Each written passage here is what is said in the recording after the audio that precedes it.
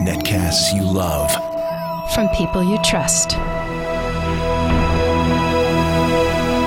This is Twit.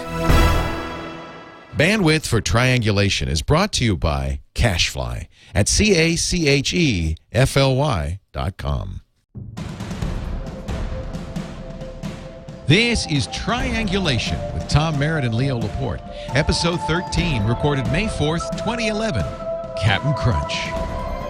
Triangulation is brought to you by Netflix. Watch thousands of Twit episodes and movies streamed to your PC or Mac or TV instantly. Plus, get DVDs by mail in about one business day. For your free 30-day trial, go to netflix.com/twit. It's time for Triangulation. Leo Laporte here. Tom Merritt there. Hello. And our guest of the hour, as always, and for those of you who are new to the show, this is a show where we, Tom and I, get to interview some of the most interesting minds in technology.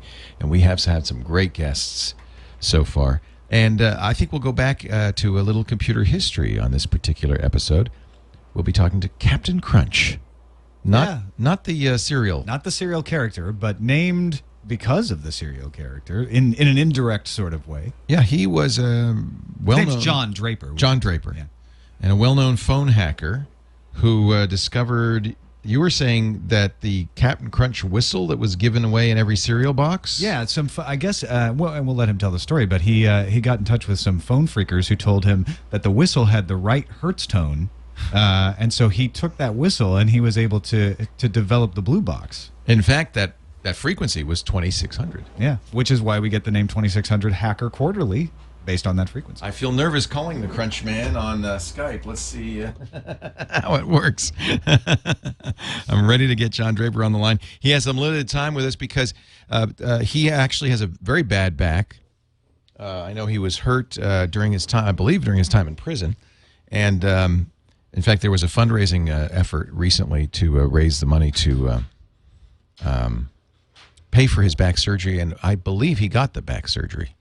So we'll find out in a second when we get John Draper, Capn Crunch. He still needs physical therapy, according to a blog post he made March 6th. And the reason that we have to do a short amount of time, he's got a very busy day, and he's got x-rays coming up in about 45 minutes. So we want to get him in as best we can. We are going to get John Draper on with us in a momentarily. We'll blue box into him. Yeah, I have the tones. You know, we could just use Skype. Oh, all right. They don't use that system anymore. I know. You can't. problem? It's all digital now. No Yeah. more analog signaling. This show brought to you, though, by our good friends at Netflix. I know we talk about Netflix, and I would think that anybody who listens to this show is a Netflix subscriber, but if you're not yet, can I give you the lowdown here? Join Netflix. Come on. What are you waiting for? 30 days free. Go to netflix.com/twit. TWIT right now, netflix.com/twit. Now, I think a lot of you know of Netflix as the DVD by mail, folks. 1, 2, 3, 4, 5 DVDs at a time. When you've finished one, you pop it in the prepaid mailer and send it back, and within one business day, in most cases, you'll get another disc ready for you.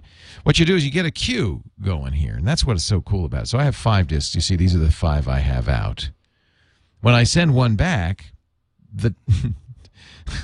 it's Snakes on a plane. Snakes on a plane. Soon. Yeah. That's what I'll get next. But I can reorder. In fact, one of the great things that they do, watch how easy it is to reorder. Whoop. Yeah. Just click that, goes right to the top. Whoop. In a way, Netflix, I think, first became popular because of the fun of the queue. Oh, yeah, I used to spend a lot of time managing my your queue. And not because I had to, not because it was hard, because I wanted to. The idea of the queue, is these are all the movies you want to see. And I have 234 movies in my DVD queue. But wait. Yeah, see, now this is what I use. I hardly even use the queue anymore. Who needs it? Because I go to Instant.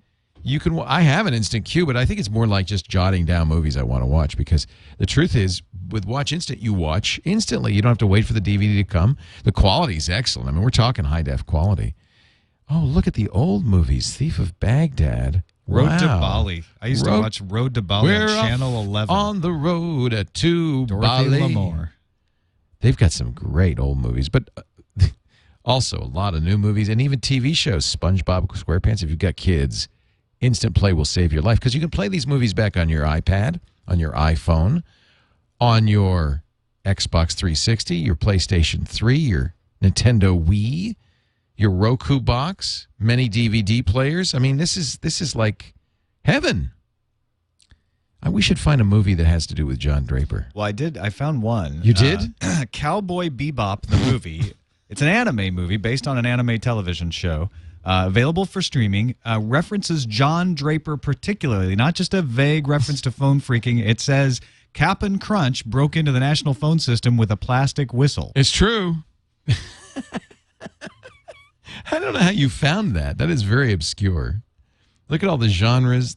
I always go to new arrivals every time. Oh, look, Salt's out. Toy Story 3. I watched Salt on Netflix streaming. That's actually really good. Way to watch it. It was much better than I thought. It was much better when I was just watching it on streaming instead of paying $30 to go You know, see it's the free. movie. You don't have to pay for it. Yeah, exactly. And that first month is free at netflix.com/twit. Ooh, they've got sexy movies. Look. Yes, they have all genres. Emmanuel. Including the classic, the original. Nude silhouette movies. I haven't seen Emmanuel since I was... That is genre is foreign steamy romance. I noticed. Woo! Yeah, if you want a romantic night in with a little versus little Crocosaurus. woman, yeah, you got your choice. Okay, which would she rather watch? Mega Shock versus Crocosaurus. Action, sci-fi, and fantasy, or foreign steamy romance? I'm going for foreign steamy romance. But that's the beauty of it. And you know what? You don't even feel guilty if the movie is crap. You stop it and you start another one. I love Netflix. $7.99 a month. All you can eat. But you don't have to pay that to try it. No, it's free. Go to netflix.com/twit. They're making more deals all the time. They just made a deal to get Mad Men on here. I mean, I'm thrilled. And the high def stuff, really good quality. Really good quality. And it starts streaming so fast now. It used to be when they first introduced this, probably because of my connection more than anything, is you'd press play and you'd wait a beat or two. Oh, it's pretty quick now it's immediate. Yeah. It's like you got the DVD in your. I'm a little reluctant. They haven't said, "Oh yeah, go ahead, Leo, start playing a movie." I don't want to get sued for doing the Netflix commercial. Oh sure, Leo, it's okay. We own it. It's fair use, right? So do it. Demo it yourself. Yeah, do it for free. Do it for free. Go to netflix.com/twit and enjoy. You can thank us later. Tom and I are both longtime Netflix lovers. Now, it would be a good time. I think we were having a little trouble getting John on, so let me try here. See if he's around. John Draper, Capn Crunch. I don't know how many hertz that was. You think that'll work? So let's get John on the line here.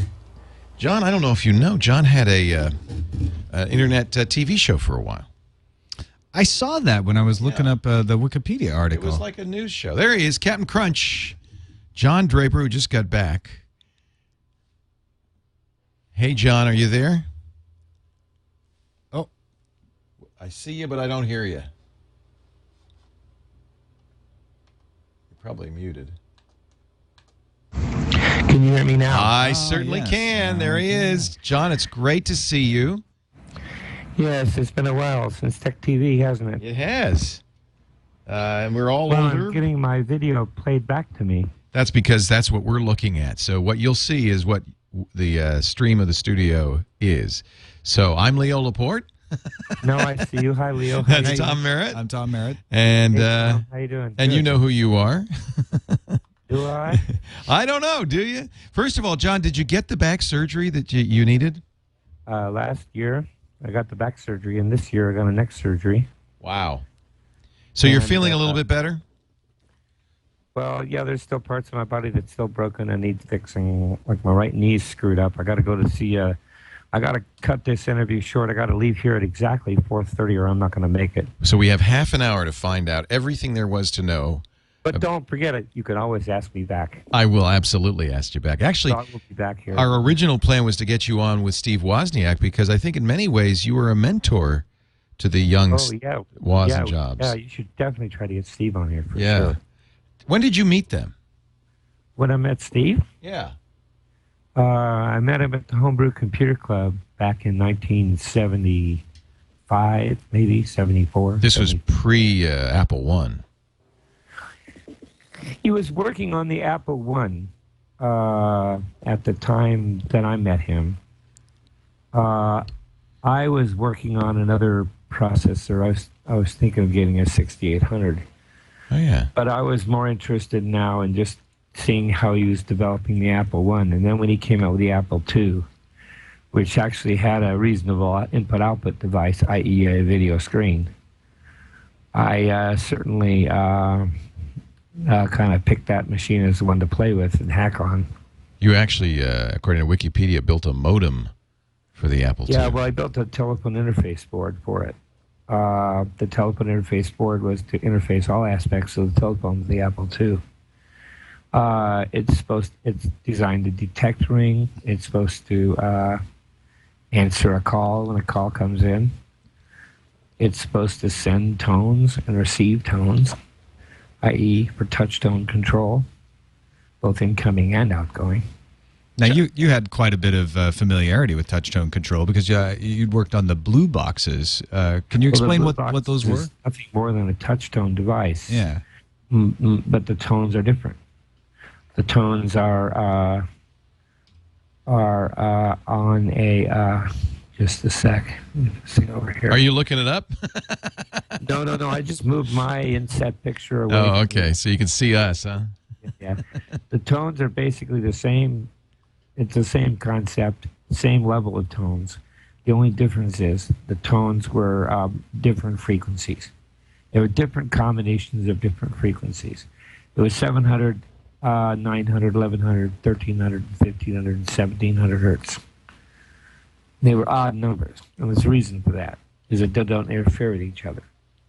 The touch tones themselves are also the same thing. The touch tones, the frequencies of the touch tones are designed in such a way as to not interfere with each other, so it's easier to detect them. How did you learn all this, John? Well, I've always been into electronics, and it wasn't until I met Danny, the phone freak, that I'm interested in telephones. I knew there was a way to get into the telephone system and to make phone calls, free phone calls. My brother-in-law worked for the phone company, and he told me that there was a way, but he wasn't going to tell me because I was getting into trouble. It was about 3 years back that I know that when I came out of the Air Force, I noticed that we were using the same switching equipment as they were in the Air Force. They were using 2600 signaling, and multi-frequencies, and touch tones. Wow. And so that kind of inspired me to just try to study the phone system. Then I learned that they had 3-digit codes in the phone system where these were able to access things like the inward operator, test board, information operator, and overseas root rate operator. And these were 3-digit codes. 121 was the inward operator. 100 was a test line. 101 was the test board. And 121, and there's 131, there's 141 is a root rate operator. I love it that you remember all of these. Well, these were 3-digit codes. Come on, they're easy to remember. Yeah, but it's been a while. Yeah, but you've got to remember that I'm getting a lot of people talking to me about it too. So yeah. So I kind of fresh in my mind. Were there manuals on this stuff that you could, or did you have to all learn by trial and error? Later on, we got the Bell System Technical Journals, which had all the frequencies in it, and it wasn't until Woz got his hands on the Bell System Technical Journal that he was able to make a blue box. Now I've heard a rumor that those were found in dumpsters. Is that how you got a hold of them? No, actually, what happened was Steve went to the Stanford Library, and in there he found them. They're in the library. Yeah. I mean, why not? Why not? Well, it was security through obscurity. They just didn't think anybody Nobody would will be look in the interested library. in this Yeah, stuff. who needs to know this? Well, yeah, exactly. And they didn't think anybody was going to be able to get access to the same system that was going to accept those tones. What was it the challenge of the phone system that it was? What was the challenge? Why was it so interesting to you to get into it? Well, at the time, I was without work. I was looking for work. I had a number of companies that I had to call, and I knew that I was going to be on the phone for a long period of time. And that attracted me, very much so. You just wanted the free calls. Well, yeah. I mean, back then, making a call for 15 minutes was like, $15. Right. It was like expensive. Right. Later on, they reduced the rate down to 20 cents a minute. for nationwide calls, but only after 11 o'clock. You still had to pay up to 75 cents a minute when you want to call during the day. So. And now we can just call you up a video phone for on free. Skype for free. Using the internet. There you go. Yeah. Why not? We've come a long way. So did you, in high school, were you kind of a little bit of a nerd, or? In high school, no. Actually, I went out for sports and went out for swimming and a few other sports. In the freshman year, I went out for junior varsity basketball. That's cool. So what? So was it the Air So I Force wasn't really a nerd, you know. Yeah, and yet I've been told that you're one of the best programmers of all time. Well, not really. I'm a terrible programmer. Nobody believes me. Why do you say that? Because I flunked programming when I took programming in college. It was Fortran. It was taking punch cards and feeding them into a hopper and waiting 2 hours before the results come back. And the results coming back is usually the fact that I missed a semicolon in a Fortran statement. Pain in the butt. Yeah. So it was pretty much a pain. And it wasn't until I actually got interactive access to a computer when a friend of mine told me that he had a friend that had a computer in his garage. And it was Call Computer was the name of the company. And he was going to offer 99 cents an hour connect time for using the terminals in there.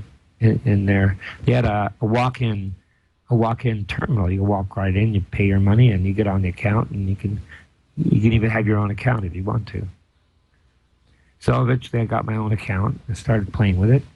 I had a free account for a month and started writing programs, and I found out, hey, this is very useful, because what I can do is I can also write programs to help me with my electronics.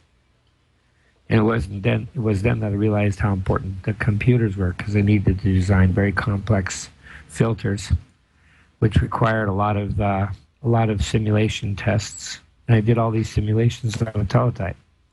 I would have the teletype print out a waveform of the system that I'm making and give me a spectral analysis of where everything is, which was very useful. Then when I got good results on the computer, then I would build it. Saved me a lot of parts. So hardware hacking was really what you loved. Well, yeah, I mean, you know, I used the computer to help me compute the components of the values of the resistors and capacitors. And then I would go out and get those values, and sure enough, they worked. Wow, this is cool. There's a great picture from your Facebook page of you, Woz, and Kevin Mitnick, our old friend Kevin Mitnick. Yeah, that was... three hackers. I forget where that was taken. Do you consider yourself a hacker, John? Not really. Well, sort of. I mean, you know, I'm always interested in how things work. I'm not that interested in,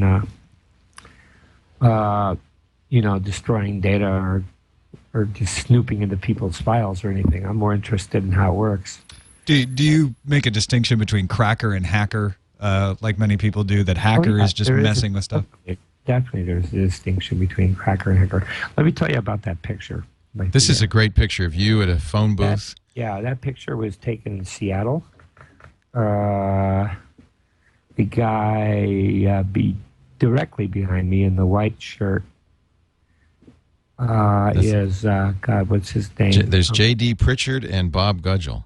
Yeah, Bob Gudgel, that's right. Yeah, Bob Gudgel. And I'm still in contact with Gudgel, although I'm not sure I have J.D. Pritchard in my friend list on Facebook or not. Is this a blue box in his hand? Yeah. So what did a blue box do? J.D. Pritchard's multi-phreaker. And that multi-phreaker was modified from a touch-tone pad. He actually took a touch-tone pad and modified it into a blue box. But it had such an array of wires and relays and stuff like that it was impractical to build. But he built it anyway. And and the reason you're at a payphone is because that's an anonymous place to use these things. Well, yeah, of course. And you could actually tell the operator you'd put in a dime. Well, in most cases, you never even had to talk to an operator. You'd dial a number direct. And you'd make the appropriate clicking sounds? Yeah, we would dial an 800 number, and then we'd send 2600 or 32 plus 2600 down the line. And if it dropped you off locally, then you had to add 3200 with 2600, the guard band, to keep the first switch from switching off and allow the 2600 to go to the next trunk, because by that time the 3200 would be attenuated down to a point where it would be ineffective. That's how we did tandem stacking. Wow. We pushed 3200 into the line, and when the first trunk saw the 3200, it would not trip. The reason for that is if you had a high-pitched voice, it would dump the trunks, and AT&T had bad problems with that. Phone freaks would have a ball at the airport. They'd walk by blowing the 2600 whistle, and everybody would look at their phones and, huh?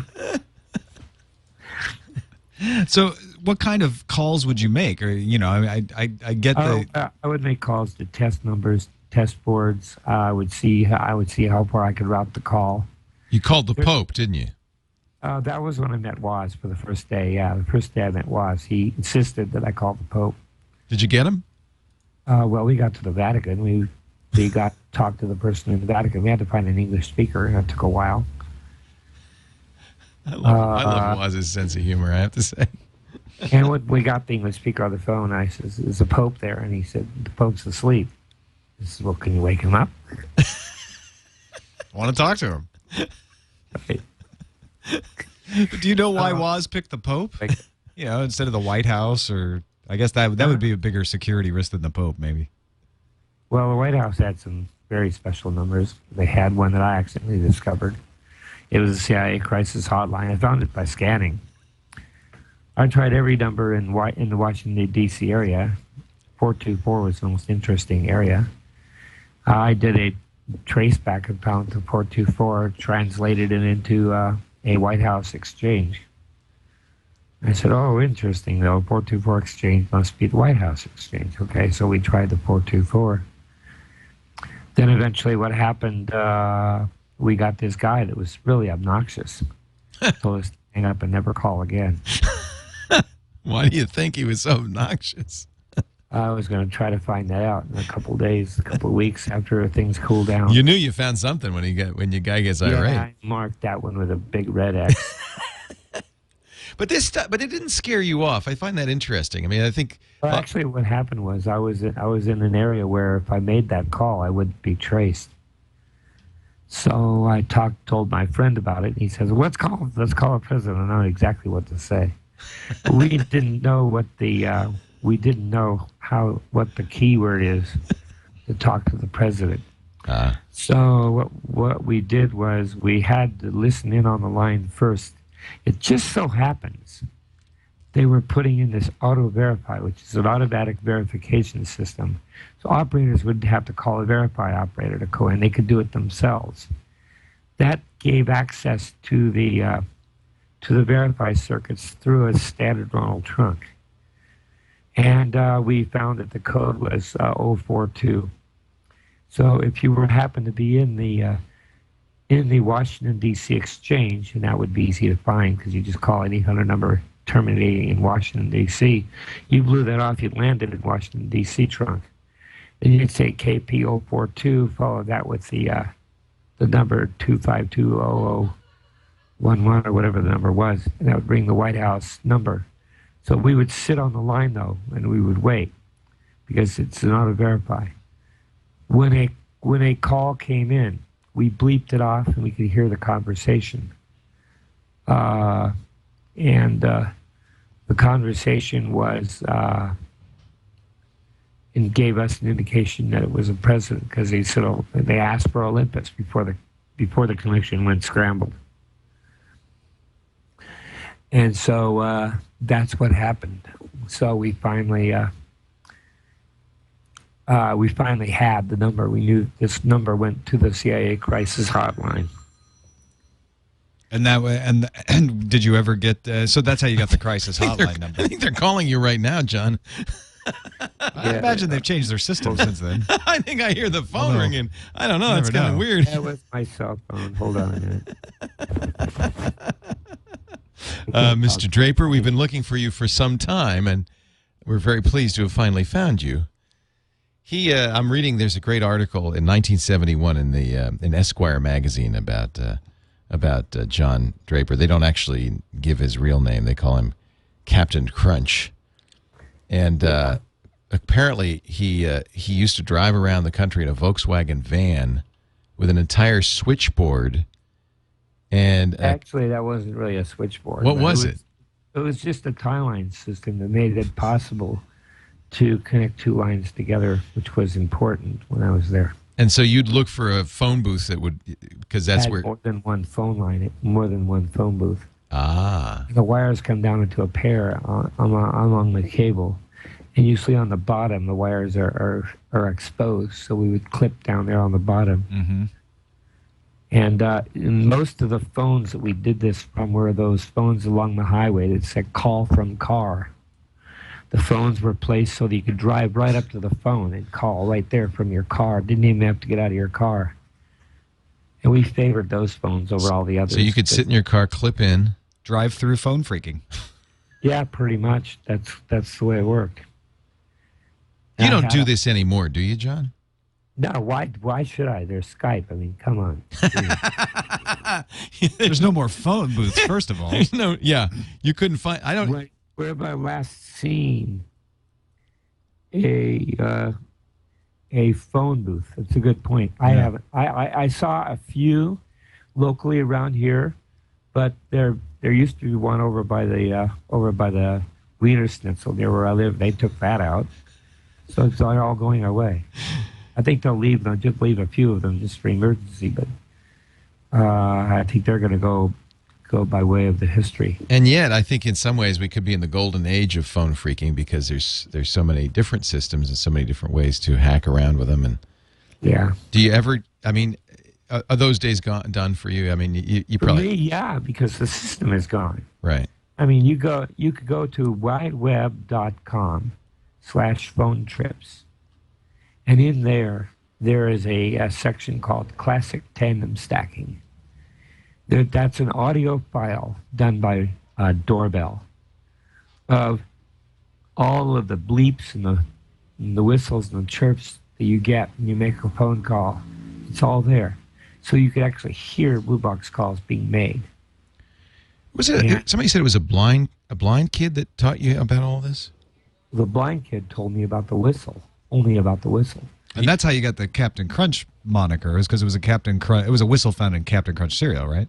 Yeah, exactly. So the blind kids, when I went over to talk to the blind kid, he told me there was like 20 different ways of making phone calls. I said, give me 3. He did. He told me about the Blue Box. Yeah, that's it. That's the web page. Yep, there's that picture. Blue Box. And then he told me about the frequencies. So I went home and rushed home and immediately started building it. I had one working in about 3 hours, just from the parts that I could collect at home. I didn't have all the right resistors, so I had to connect 2 resistors in parallel and calculate what the value is to get the right values. Do you remember that first time you used it, the first phone call you made? It was amazing. Like, it worked. It just worked. And it was like 2 in the morning. I was screaming up and down and yelling, it worked, it worked, it worked. My parents thought I was stark raving mad. Who'd you call? Well, the only person that I knew to call was the switchboard at Charleston Air Force Station, which I knew would be there. Mm-hmm. I told him that, hey, I'm trying to get a hold of somebody. Do you know if he's on shift duty tonight? And he said no. I said, okay, thank you. And that was the first call. Then I waited until in the morning, around 7 or 8 in the morning, because then I could call Allied Radio in Chicago, because they were supposed to send me a power inverter that I dropped off at Allied Radio on the way back from leaving the Air Force. And they never sent it to me. And so it was like 3 months after being out of the Air Force. I said, wow, I really need that power inverter. So I called them up and I complained. And they sent me the power inverter 2 or 3 days later. They didn't have an 800 number. They lost it. Huh. So That's pretty much it. And lately, as of late, I've been developing software. Last couple of years, I've been developing software for N2Go, EN, the number 2 Go. Here, I'll type it out on the Skype. This is an ad from the phone companies. Somebody in the chat room sent us this link. They'll never catch you. Some people say it's easy to rip off the phone company. Use a phony credit card or someone else's number. Make all the long-distance calls you want free. They'll never catch you. Don't you believe it? Yeah, that was a crazy, stupid ad. Well, they use the word blue box in there even. Yeah. This is from Rochester Telephone. That figures Rochester Telephone Company. Well, anyway, I wrote down the name of the company on Skype there. Okay. I was basically designing a media management system. What do you do now? You when you wrote Easy Writer was in 4th. Yeah. You still code in 4th? Oh, he's got a phone call. I can't talk right now. Hello? It is funny to have this many phone calls when talking about phone freaking.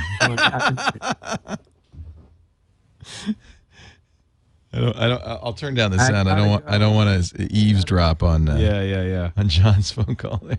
Okay. There we go. So what was I saying? 4th. What do you program in today?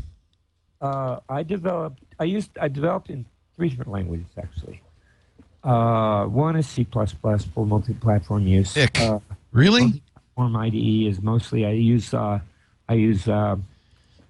Qt, right, which is for the originally GUI developed by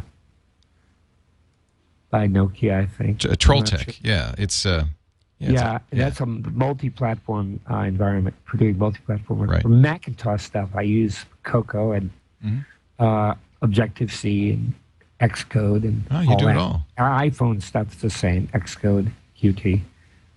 Not Qt, I mean just Xcode. And I love 4th, though. I have to say, I learned... for server-related work, I use Django and Python. Wow. It's not a snake, it's a language. Yeah, we know Python, and we know Django. Yeah, so I'm a great framework. Because most of the work I use in Django, because Django's got a lot of stuff I get for free. Right. Almost everything that I do in web page design work is going to require a login page. So to do a login page, Django has got all that stuff built in. It's very, very well. It's hardened. It's very secure. No one's been able to crack into any Django-developed website that I know of, and no one knows it.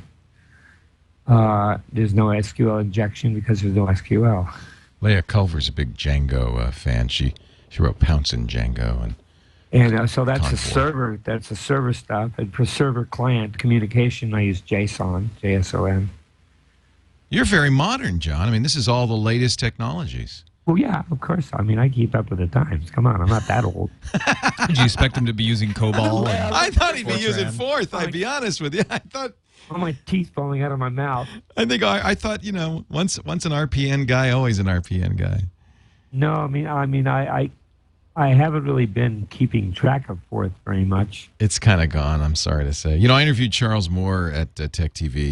But I have one of my star programmers who has always been very loyal, working with me in a lot of things. I mean, we've been working now for almost 18, 20 years. And he's a 4th fanatic, and he still goes to FIG meetings. That's great. The 4th Interest Group. So it's still around. I mean, it hasn't disappeared at all, but it's still there. I download 4th for every machine. What are you going to do with it? And currently right now I'm retired. I'm writing my book. I hear that. Now tell us about your book. Is this going to be your story, your life story? Yeah, it's going to be a life story, my own autobiography. So you got busted. Was it the Esquire article that got you in trouble? How did you get caught? That's definitely that. When I saw that article, when that article came out, I went by, Denny called me just before I went to school. I was going to college at the time. This is 1971. 7-Eleven store right next to the college. I picked up the magazine. I took it back to my car, and I was supposed to go to a chemistry class, lab class, that afternoon. Well, I was in my car reading that entire article, and I missed the chem class because I was just absolutely riveted to that article. They didn't mention you by name. When I got done reading that article, I said to myself, Phone Phreak is now, the way it is, has now ended. Interesting. No longer is Phone Phreak ever going to be the same at this point on. almost immediately, people from the conference, the 2111 conference, which is a private conference that we got in there, where people were starting to get served subpoenas, testify before grand jury. Subpoenas were served in 18 cities. Subpoenas served by people that they knew did something, but they said that we're not going to bust you, but you have to testify before the grand jury. And almost everybody that testified they're going to point to me because I was the big guy. I mean, because I had built the blue box, and I was the only one in that conference who knew how to build one.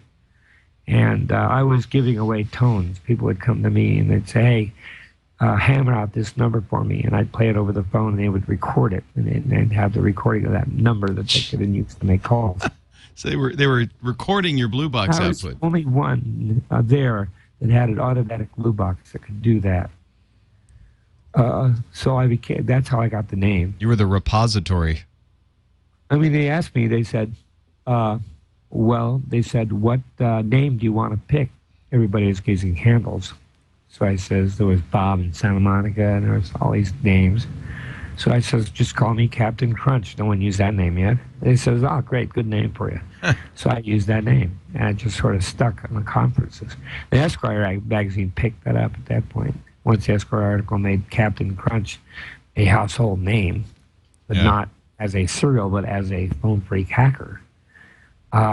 Pretty much ended my phone freaking career at that point. I got rid of all my hardware. You know, I had one in my car, and that was how I got busted, by the way. Because you were carrying it, and they found it? I had it in the car, and they found it. Now, you went from there into custody, but you started writing software. They released me in OR. I didn't write software until 76. And then I wrote Easy Writer in jail while I was going to the work furlough program. Did you have a computer to write it? No, I had to go to a place where I had a computer. I would go to that place. They would watch me. They'd follow me there. I'd go in. I wouldn't come out until 5 o'clock. At 5 o'clock, I'd come out, ride my bike, right back to the Alameda County work furlough place where I would lock my bike up by the back door. I'd come in. I'd sign in. I'd check in. I'd get back into my skivvies and wait till the next day. And of course, I'd have the hardcore listing with me. Hey, look, I had 2 more minutes to go, and I have to leave, guys. I'm sorry. I know. I'm sorry. We just getting started. We're going to have you come back very soon, John. I promise you I will come back, so schedule me anytime. This has been a very heavy week for me.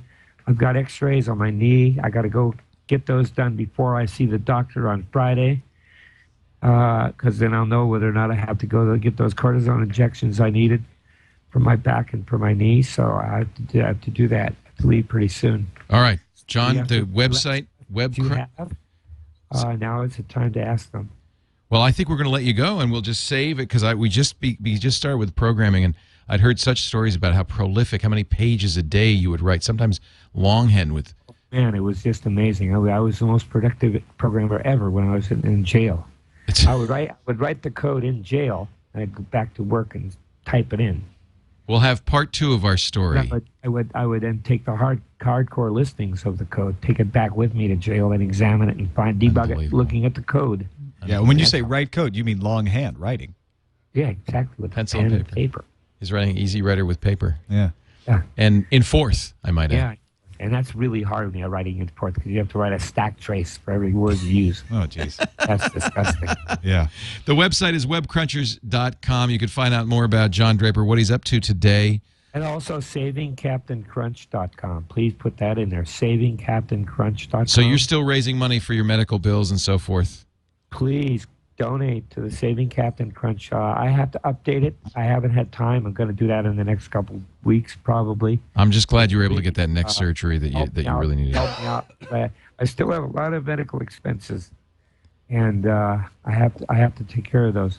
So look, nice talking to you. I'll be back in touch. Okay, John. We'll talk again real soon.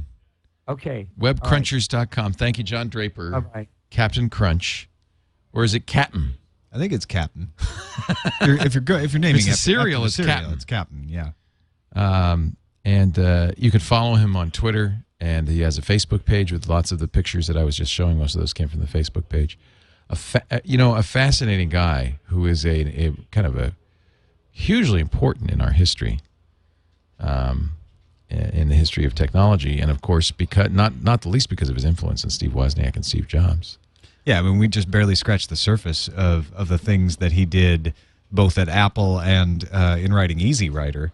He just got most started. people just start, they just think about the phone freaking part, Yeah. which is incredibly interesting and sort of set the tone for relations with hackers for a decade.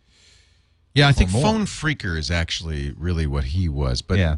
he said in the Esquire article that really what he loved was understanding systems.